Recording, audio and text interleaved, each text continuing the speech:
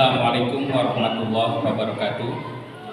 Perkenalkan, nama saya Bahrodin, sarjana agama, adalah seorang guru pendidikan agama Islam dan budi pekerti di SMP Darul Quran yang hari ini merupakan mahasiswa PPG dalam jabatan tahun 2022 yang diselenggarakan oleh UINHAS Jember. Hari ini Selasa tanggal 19 Juli 2022 akan mengadakan kegiatan uji kinerja atau UKIN yang menampilkan video sebagai berikut. Assalamualaikum warahmatullahi wabarakatuh.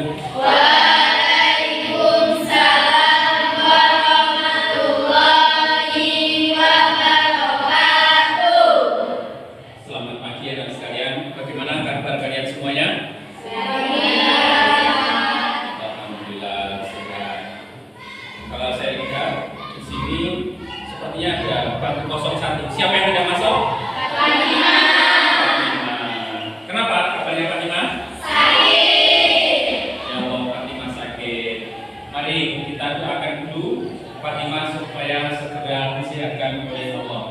Bismillahirrahmanirrahim.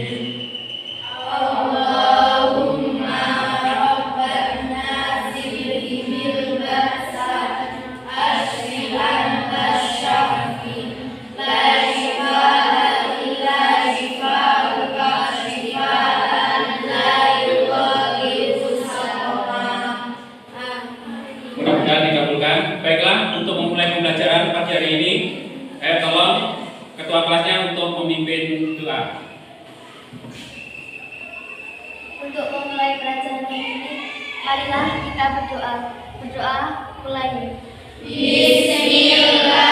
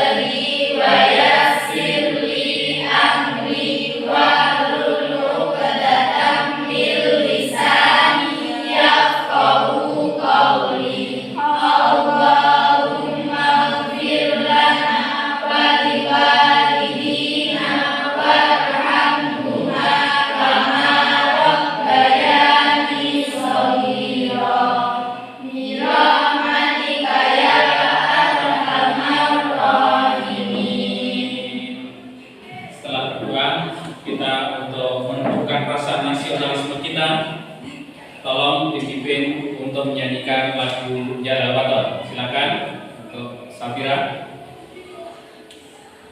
Ya, semuanya mohon berdiri sambil tangannya mengepal. Marilah teman-teman kita menyanyikan lagu Jalal Waton dalam lingkungan kita. 1, 2, 3. Jalal Waton, Jalal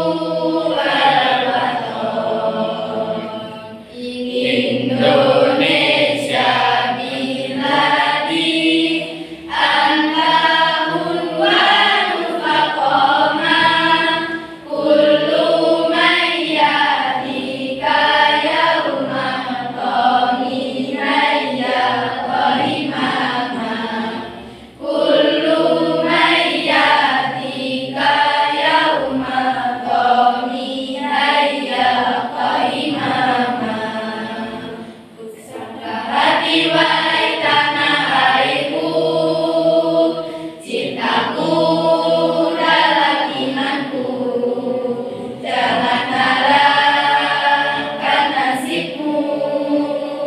Bangkitlah hai bangsaku, mati wahai tanah airku. Cintaku dalam imanku, jangan harapkan nasibmu.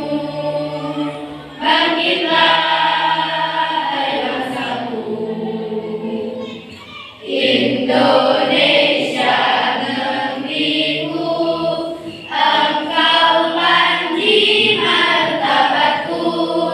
Siapa datang mengancammu, kan binasa di bawah nurimu. Siapa datang mengancammu, kan binasa di bawah nurimu. Ya, terima kasih. Kembali Pak. Baiklah, anak sekalian, kita akan membahas materi kita pada pagi hari ini. Sebelumnya akan saya beri pertanyaan dulu. Waktu yang kemarin itu kita sudah membahas materi tentang apa? Dan coba masih ingat apa enggak? Coba dari kelompok yang paling timur nih, kelompok 1, apa yang dimaksud dengan jujur?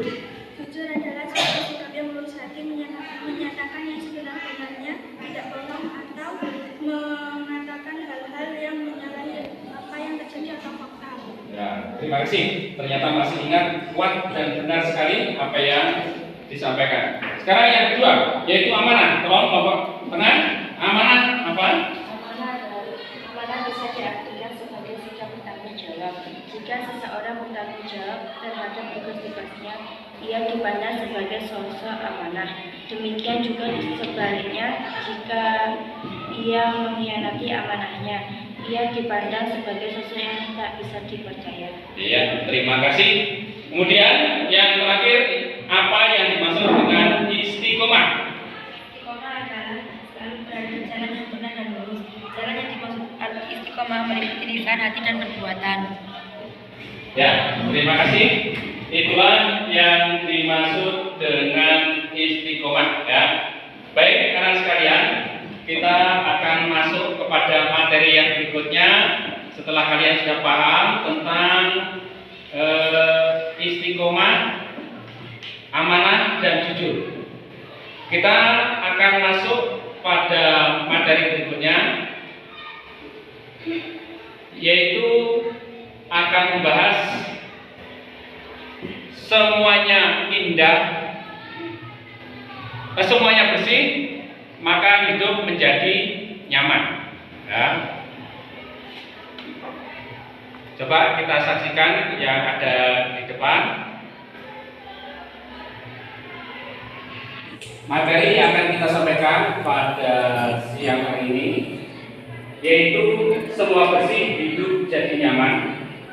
Adapun kompetensi inti yang akan kalian dapati, yaitu yang pertama, menghargai dan menghayati ajaran agama yang dianutnya. 2. Menghargai dan menghayati perilaku jujur, disiplin, tanggung jawab, peduli, santun, percaya diri dalam berinteraksi secara efektif dengan lingkungan sosial dan alam dalam jangkauan pergaulan dan keberadaannya. 3. Memahami pengetahuan berdasarkan rasa ingin tahunya tentang ilmu pengetahuan, teknologi, seni budaya terkait fenomena dan kejadian yang tampak mata. Yang dapat mencoba mengolah dan menyaji dalam ranah konkret menggunakan mengurai, merangkai, memodifikasi dan membuat, dan ranah abstrak, menulis, membaca, menghitung, dan mengarang sesuai dengan yang dipelajari di sekolah dan sumber lain yang dalam sudut pandang teori. Adapun kompetensi dasar dan indikatornya yang akan kita bahas, yaitu menerapkan ketentuan bersuci dan hadas kecil dan hadas besar berdasarkan syariat Islam, memahami ketentuan bersuci dari hadas kecil dan hadas besar, mempraktikkan tata cara bersuci dari hadas kecil dan hadas besar. Adapun tujuan pembelajaran, yaitu kalian akan diberi kesempatan untuk mengkaji tata cara bersuci. Yang kedua, diberi kesempatan berdiskusi. Peserta didik dapat menjelaskan ketentuan bersuci dari hadas kecil dan besar. Diberi kesempatan berdiskusi dan berlatih. Peserta didik dapat melaksanakan tata cara bersuci dari hadas kecil dan hadas besar berdasarkan syariat Islam. Yang lima, diberikan kesempatan berdiskusi. Peserta didik dapat menerangkan tata cara bersuci dari hadas kecil dan hadas besar. Diberi kesempatan berlatih, siswa dapat mempraktikkan bersuci dari hadas kecil dan hadas besar dalam kehidupan sehari-hari. Itu anak sekalian yang ingin kita capai pada pagi hari ini. Untuk lebih pahamnya, ayo kita lihat video yang ada. Assalamualaikum warahmatullahi wabarakatuh. Selamat datang kembali di kelas daring mata pelajaran Pendidikan Agama Islam dan Budi Pekerti. Hari ini kita akan belajar salah satu materi kelas 7, yaitu semua bersih hidup jadi nyaman. Toharoh artinya bersuci. Toharoh meliputi dua hal, yaitu toharoh dari najis dan toharoh dari hadas. Najis adalah kotoran yang menjadi sebab terhalangnya seseorang untuk beribadah kepada Allah Subhanahu wa Ta'ala. Sedangkan hadas adalah keadaan tidak suci pada diri seorang muslim yang menyebabkan ia tidak boleh sholat, tawaf, dan lain sebagainya. Toharoh dari najis maksudnya adalah membersihkan sesuatu dari najis. Ada 3 macam najis, yaitu najis mukhaffafah, najis mutawassithah, dan najis mughallazah. Najis mukhaffafah adalah najis yang ringan, seperti air kencing bayi laki-laki yang belum berumur 2 tahun dan belum makan apapun kecuali air susu ibunya. Cara mensucikannya cukup dengan memercikan atau mengusapkan air yang suci pada permukaan yang terkena najis.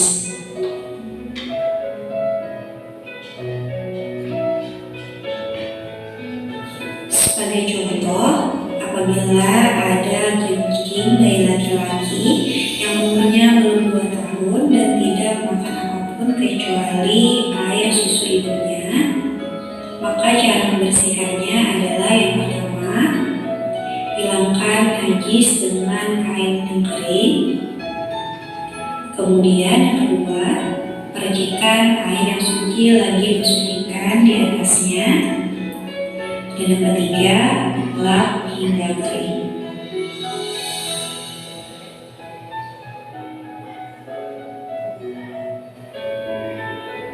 Najis mutawassithah adalah najis pertengahan.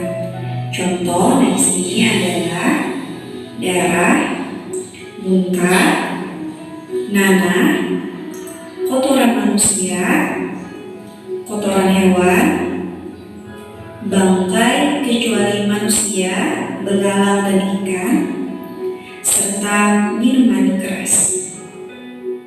Najis mutawassithah ada 2 macam, yaitu najis umiyah dan najis ainiyah. Najis umiyah adalah najis yang diyakini adanya tetapi tidak nyata wujud, bau, dan rasanya. Cara mensucikannya adalah cukup dengan mengalirkan air yang suci pada benda yang terkena najis. Sedangkan najis ainiyah adalah najis yang tampak wujudnya dan bisa diketahui melalui bau maupun rasanya. Cara mensucikannya adalah dengan menghilangkan berat, rasa, warna, dan baunya dengan menggunakan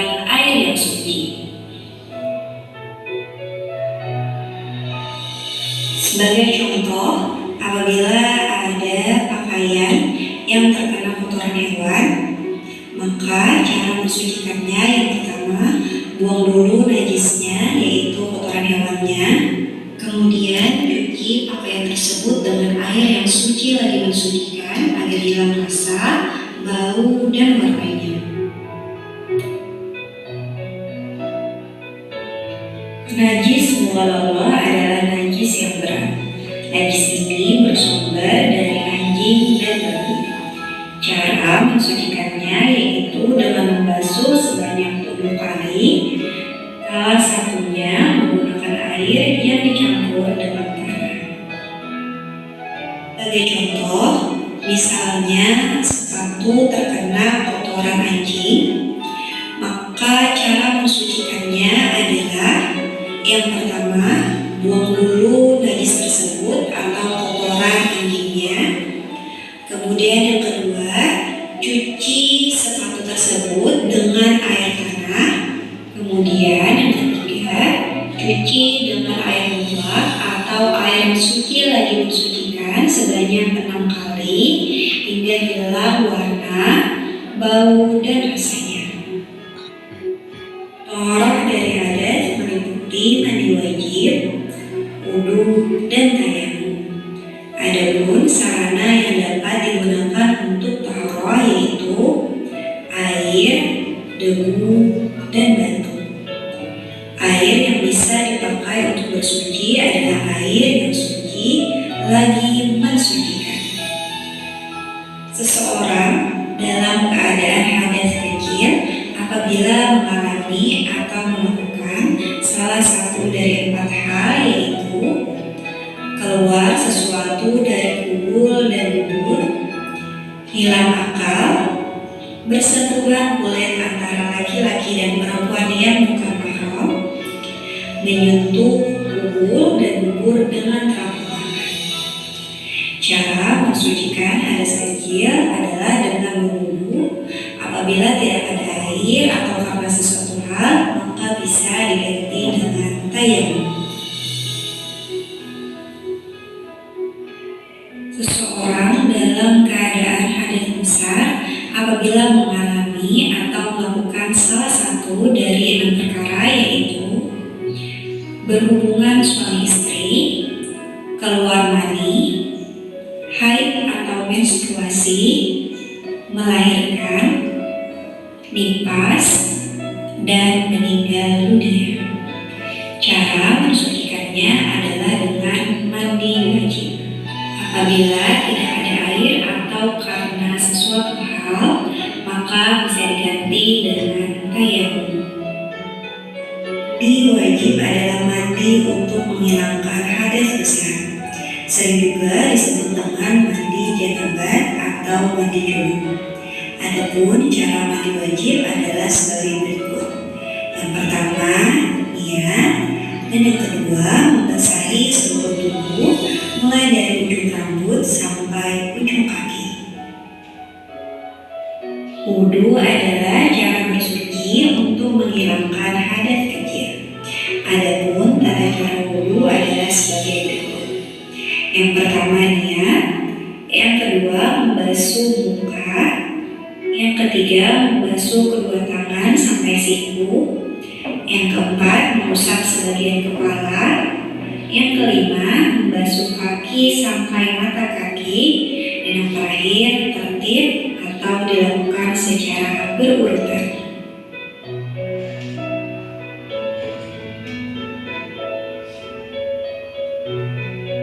Tayamum adalah pengganti wudu atau mandi wajib. Hal ini dilakukan sebagai ghusl atau keringanan untuk orang yang tidak dapat memakai air karena beberapa halangan atau udhur. Tayamum dilakukan dengan menggunakan sarana debu yang suci. Tayamum boleh dilakukan apabila tidak ada air dan telah berusaha mencarinya, berhalangan menggunakan air, misalnya karena sakit, dan telah masuk waktu sholat.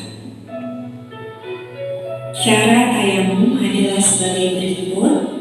Yang pertama niat, yang kedua mengusap muka dengan tanah atau debu yang suci, yang ketiga mengusap kedua tangan hingga siku dengan debu yang suci, dan yang terakhir tertib atau berurutan.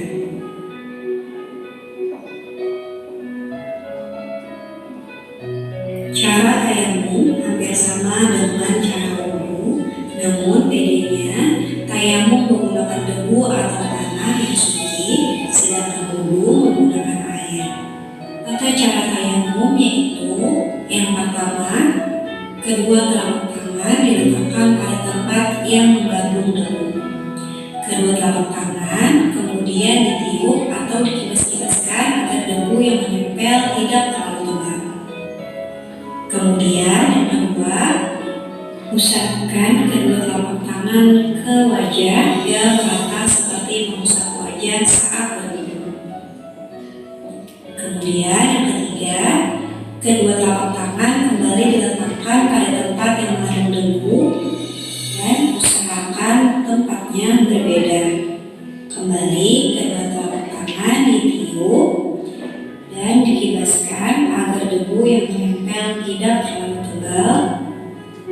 Selanjutnya yang keempat, usapkan pada kedua tangan, dimulai dari tangan kanan dan kemudian tangan kiri sebagaimana cara mengusap kedua tangan ketika berwudu. Hikmah taharah antara lain, orang yang hidup bersih akan terhindar dari segala macam penyakit karena kebanyakan sumber penyakit berasal dari kuman dan kotoran. Dapat dijadikan sarana untuk lebih mendekatkan diri kepada Allah Subhanahu wa Ta'ala. Kebersihan akan membuat kita menjalani hidup dengan lebih nyaman. Rasulullah SAW bersabda bahwa orang yang selalu menjaga wudu akan bersinar wajahnya kelak pada saat dibangkitkan dari kubur. Rasulullah SAW juga menegaskan bahwa kebersihan itu sebagian dari iman. Dan ada ungkapan bijak pula yang mengatakan kebersihan pangkal kesehatan. Sebagai tambahan, darah yang keluar dari rahim perempuan ada beberapa macam, yaitu haid, nifas, dan istihadah. Darah haid yaitu darah yang keluar pada perempuan saat kondisi sehat. Sebagian perempuan ada yang sudah mengalami haid saat mulai berumur 9 tahun, namun rata-rata mengalami pada umur 11 tahun. Masa haid minimal adalah sehari semalam, biasanya 6 atau 7 hari, dan yang paling lama adalah 15 hari. Perempuan yang sedang haid tidak boleh melaksanakan sholat, puasa, membaca dan menyentuh atau memegang Al-Quran, tawaf, berdiam diri di masjid, dan berhubungan suami istri. Darah nifas yaitu darah yang keluar sesudah melahirkan setelah kosongnya rahim dari kehamilan. Sedikit atau banyaknya darah nifas bervariasi. Ada yang hanya 1 tetes, keluar sehari atau 2 hari. Rata-rata perempuan mengeluarkan darah nifas selama 40 hari dan yang paling lama adalah 60 hari. Adapun cara mandi wajib untuk perempuan nifas sebagaimana mandinya haid. Darah istihadah yaitu darah yang keluar tidak pada hari-hari haid dan nifas karena suatu penyakit. Darah istihadah ada 4 macam, yaitu keluar kurang dari masa haid atau kurang dari sehari semalam, keluar lebih dari masa haid atau keluar lebih dari 15 hari, keluar sebelum usia haid atau sebelum umur 9 tahun, keluar setelah masa menopause, dan keluar lebih lama dari maksimal masa nifas atau lebih dari 60 hari. Seorang perempuan yang mengeluarkan darah istihadah tetap harus melaksanakan kewajiban sholat dan puasa. Apabila seseorang tersebut ingin melaksanakan sholat, maka dia harus membersihkan darahnya dan memakai pembalut, kemudian mengambil air wudhu. Ya, anak sekalian, setelah kalian mengamati video yang begitu jelas dan begitu gamblang itu, kalian tugasnya untuk mengamati dan mencari permasalahan yang belum kalian pahami. Silakan dari kelompok paling timur. Bedanya najis dan hadas itu apa, Pak? Pertanyaannya bedanya najis dan hadas. Kira-kira kalian ada yang bisa? Belum bisa? Baik, saya jelaskan. Bedanya najis dan hadas.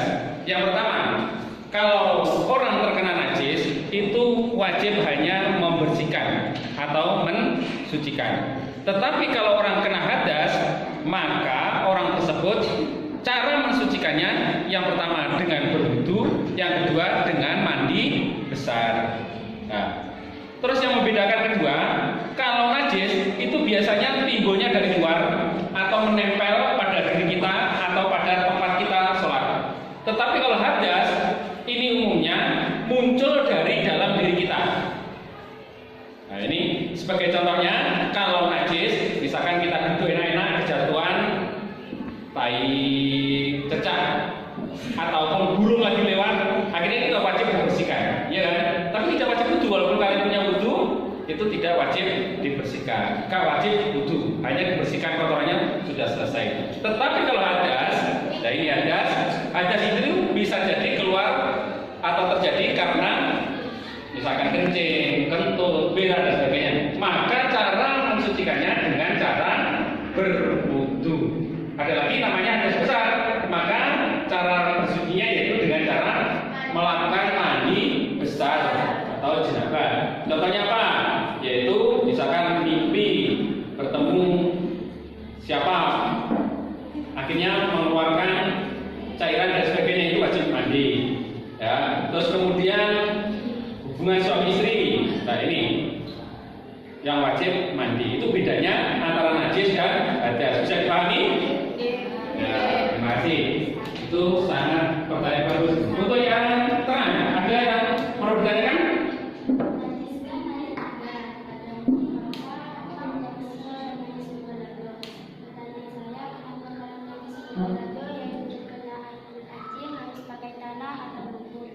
Bisakah diganti dengan sabun cuci untuk cuci baju itu, Pak?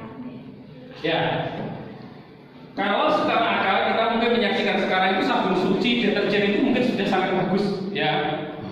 Tapi ini adalah merupakan syariat Rasulullah. Bahwasanya kita untuk mensucikan dari najis mughalladhah yaitu dengan pakai tanah atau lumpur. Kenapa itu? Ternyata terbukti deterjen tidak bisa membersihkan sebersih seperti tanah. Walaupun kamu kena najis itu, kalau nanti dipakai mikroskop najis mughalladhah, liurnya anjing, itu masih akan ketemu, tetap nempel di kita. Tetapi kalau pakai lumpur, ini insya Allah langsung tuntas dan bersih. Nah, ini sudah terbukti, sudah diuji coba oleh para ilmuwan. Bisa dipahami? Ya, ini makanya pakai tanah, ya nggak boleh pakai sabun ya. Ya. Selanjutnya, kelompok yang paling berat.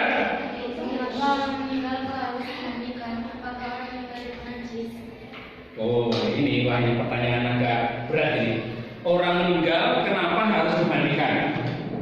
Apakah orang meninggal itu najis? Nah, apa harus dibersihkan? Kira-kira menurut kalian gimana? Orang mati itu najis apa enggak? Tidak. Tapi kenapa harus dimandikan? Gini, alasan yang pertama adalah syariat. Memang orang yang meninggal itu syariatnya oleh Rasulullah wajib dimandikan sebelum dimakamkan. Yang kedua, untuk menghormati, karena si mayat ini akan menghadap kepada rohnya, pada Allah, sehingga sowan kepada Allah diharuskan dalam keadaan suci. Tetapi ada orang yang tidak boleh dimandikan kalau mati. Nah, ini ada perkecualian. Yang pertama, orang yang mati syahid, bahkan bajunya pun nggak boleh diganti. Sehingga orang misalkan lagi perang mati, bajunya masih banyak darah, itu langsung dikubur sebegitu adanya. Kenapa? Rasulullah pernah menyampaikan bahwa darah itu nanti adalah sebagai saksi di hadapan Roh Ilahi. Beliau pernah berjuang. Yang kedua, yang tidak boleh dimandikan, bayi yang mati atau lahir kemudian langsung mati, belum pernah bersuara, keluar keroncong langsung wassalam, langsung meninggal, maka tidak usah dimandikan, langsung dibungkus atau apa langsung dikuburkan, itu aja. Biasanya kalau orang kita sebenarnya salah paham, bayi kecil baru lahir langsung mati dimandikan, yang benar tidak usah, karena dia masih dalam keadaan suci. Paham ya? Baik anak sekalian, sekarang setelah paham semuanya, silakan kalian berdiskusi, ya, mengumpul berdiskusi, kemudian nanti untuk menyampaikan katekisian mengumpul berdiskusi, ya, berkelompok untuk berdiskusi.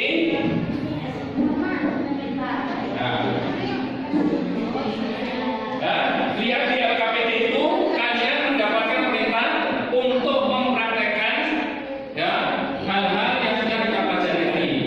Ya, ada yang prakteknya tayamum, ada yang prakteknya yaitu mandi setelah haid, ada yang prakteknya membersihkan najis buka batu. Gimana, sudah siap? Baik, dari nomor 1 silakan untuk dipraktekkan bagaimana cara bersuci dari haid. Nah, silakan ke depan. Diwakili 2 orang, 1 memperagakan, 1 memberikan ilustrasinya. Ya, silakan.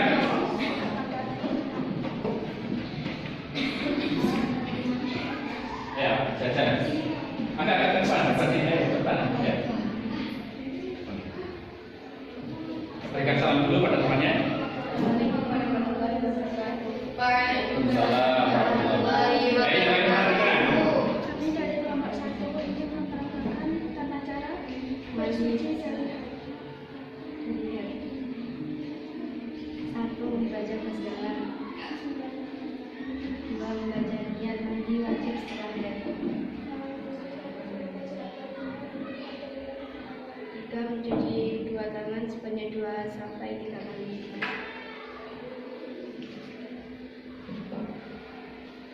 4. Guyur seluruh tangan kiri dengan tangan kanan. 5. Cuci kemaluan dan bagian lain dengan tangan kiri. 6. Cuci tangan setelah membersihkan kemaluan dengan sabun. 7. Berwudu dengan sempurna seperti ketika hendak sholat.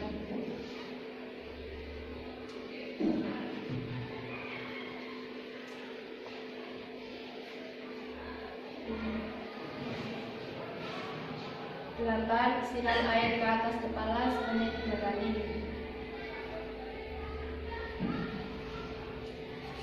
9. Guyur air ke kepala sebanyak 3 kali sampai ke pangkal rambut dan atau kulit kepala dengan digosok.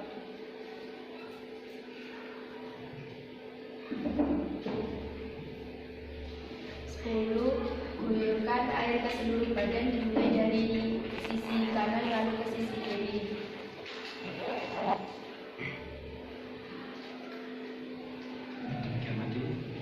'Praktek yang sudah saya lakukan. Demikian praktek dari kelompok 1. Terima kasih. Assalamualaikum warahmatullahi wabarakatuh. Tepuk tangannya buat itu tadi cara mandi pagi, karena kalian seorang putri semuanya, maka harus tahu tahapan-tahapan untuk mandi setelah suci dari haid.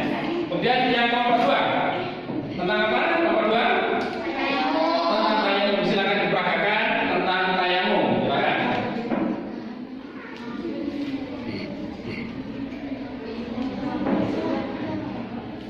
Assalamualaikum warahmatullahi wabarakatuh. Waalaikumsalam warahmatullahi wabarakatuh. Perkenalkan, nama saya Alia. Dan saya Rika. Saya ingin berbagi tata cara tayamum. Yang bisa siapkan tanah berdebu atau debu yang bersih. Apabila Anda sedang dalam perjalanan, bisa dengan jendela yang bersih.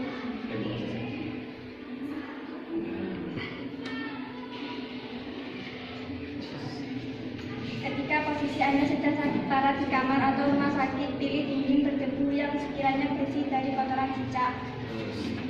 Teruskan. Kemudian menghadap kiblat, ucap basmalah.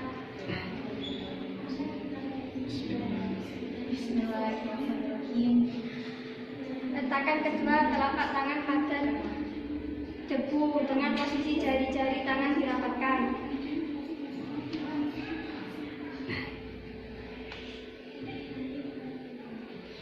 Lalu usapkan kedua telapak tangan pada seluruh wajah Anda, disertai membacanya dalam hati.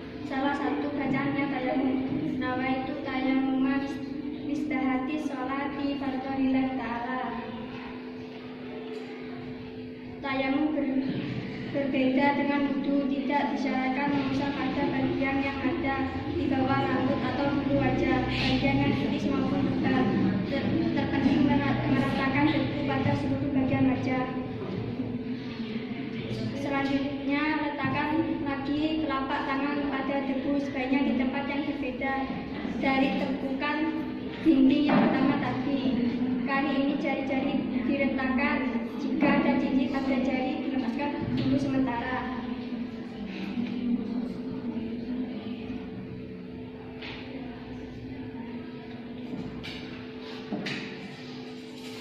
Kemudian usap telapak tangan kiri pada punggung tangan kanan ke arah bagian dalam lengan hingga siku.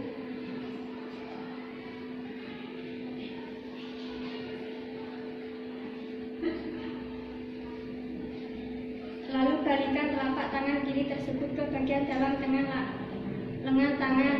Kemudian usapkan hingga ke bagian pergelangan.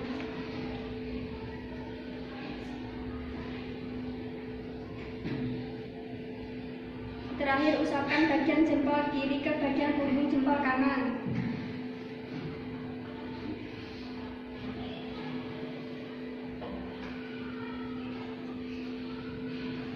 Selanjutnya, lakukan hal yang sama pada tangan kiri.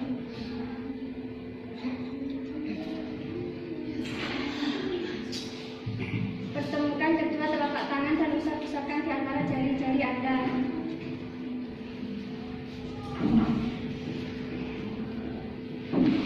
Sekian tata cara untuk tayamum hari ini. Assalamualaikum warahmatullahi wabarakatuh. Waalaikumsalam warahmatullahi wabarakatuh. Ya, untuk yang terakhir, silakan. Ini membersihkan dari najis mukolazo. Ya, silakan. Bagaimana prakteknya? Kita ikuti bersama dari kelompok 3.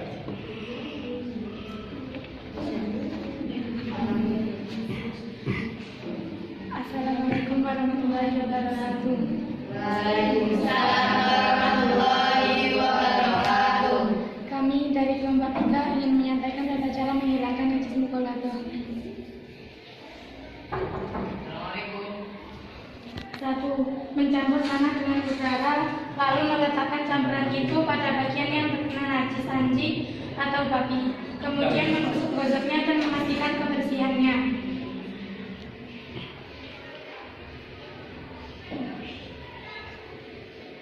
2. Menaburkan tanah pada bagian yang terkena najis, kemudian menyiramkan air pada bagian tersebut. Setelah itu, menggosok-gosoknya dan memastikan kebersihannya. 3. Menyiramkan air pada bagian yang terkena najis, kemudian disusul dengan menaburkan tanah pada bagian tersebut. Terakhir, menggosok-gosok dan memastikan kebersihannya.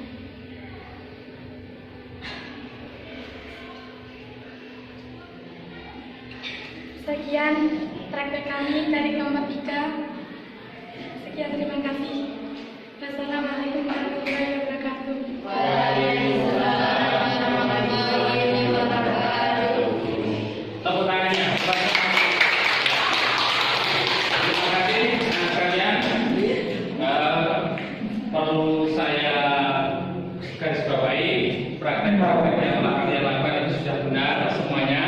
Namun mungkin secara nyata dengan benda yang real atau yang nyata, mungkin kalian belum pernah mencobanya. Nanti suatu saat kalian harus bisa mempraktekkan. Karena bagaimanapun kita nanti suatu saat bisa dalam kondisi-kondisi tertentu yang mewajibkan kita mungkin tayamum, membersihkan dari najis mukolazo, ataupun bersuci daripada janabah. Oleh itu, maka pelajaran yang kita sampaikan pada pagi hari ini merupakan bekal kalian nanti untuk hidup bermasyarakat, untuk membenarkan cara beribadah. Baikkan sekalian, mari kita simpulkan bersama. Bagaimana kesimpulan materi yang telah kita sepakati, kita bahas pada pagi hari ini? Yang pertama, kita membahas masalah najis. Najis itu adalah sesuatu hal yang mengenai diri kita atau tempat ibadah kita, yang dimana hal itu harus dibersihkan atau disucikan dengan cara-caranya tertentu. Kalau hadas, yaitu cara mensucikannya dengan cara berwudu ataupun dengan mandi besar. Jadi itulah kesimpulan kita pada pagi hari ini untuk membahas materi tentang toharoh. Semua bersih, hidup menjadi nyaman. Nah, kiranya itu yang dapat saya sampaikan. Oh iya, ingat, untuk materi yang berikutnya kita akan membahas materi yaitu beriman kepada Rasul dan malaikat Allah. Tolong nanti dipelajari di rumah supaya pertemuan yang akan datang kita sudah siap dengan materi itu. Baik, untuk menutup pertemuan kita pada pagi hari ini, kita tutup bersama-sama dengan bacaan hamdalah.